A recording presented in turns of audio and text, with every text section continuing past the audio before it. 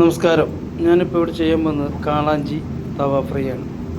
നല്ലൊരു കാളാഞ്ചി കിട്ടി അതിൻ്റെ ചെതമ്പലൊക്കെ കളഞ്ഞ് നല്ല വൃത്തിയായി ക്ലീൻ ചെയ്തതിന് ശേഷം ഇങ്ങനെ കട്ട് ചെയ്ത് ബട്ടർഫ്ലൈ കട്ടിങ് എന്ന് പറയുന്നത്, ബട്ടർഫ്ലൈ കട്ട് ചെയ്ത് നല്ല മസാലയൊക്കെ തേച്ച് ഒരു വെറൈറ്റി മസാലയാണ്.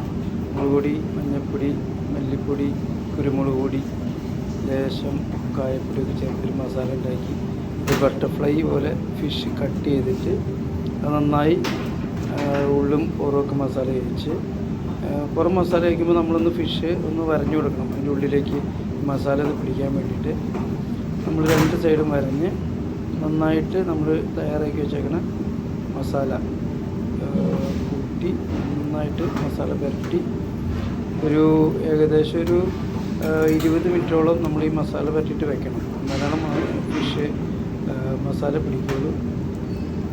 പ്രത്യേകിച്ച് കാളാഞ്ചിയൊക്കെ ആകുമ്പോൾ നല്ല മീറ്റും ഇതൊക്കെ മസാല നന്നായിട്ട് പിടിച്ചാൽ അതിൻ്റെ ഒരു ടേസ്റ്റി ആയിട്ട് വരുള്ളൂ.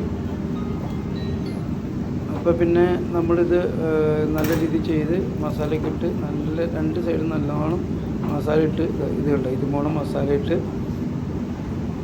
20 മിനിറ്റ് മസാല ഇട്ട് വെച്ചതിന് ശേഷം നമ്മളിത് നേരെ തവയിലേക്ക് വെക്കുക. തവയിലൊരു വാഴയില തവയിൽ വെച്ച് അതിനകത്ത് കുറച്ച് വെളിച്ചെണ്ണയും കറിവേപ്പിലൊക്കെ ഇട്ടിട്ട് തവയിൽ വെച്ചിട്ട് അതിൻ്റെ മുകളിൽ ഇതുപോലൊരു വാഴയിലിട്ട് മൂടി വയ്ക്കുക. കുറച്ച് വെള്ളമൊക്കെ തളിച്ച് കൊടുത്ത് ഇതുപോലെ ഇരിക്കും നമ്മൾ ഫ്രൈ ചെയ്യുമ്പോൾ.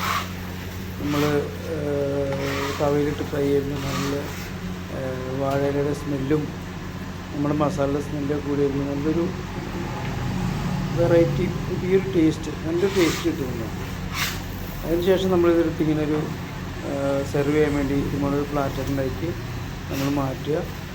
അപ്പോൾ എടുക്കുമ്പോൾ ശ്രദ്ധിക്കണം ഫിഷ് പൊട്ടിപ്പോകാതെ നമ്മൾ കറക്റ്റായിട്ട് പ്ലാറ്ററിലേക്ക് ഇങ്ങനെ ചാടിച്ചിടുക.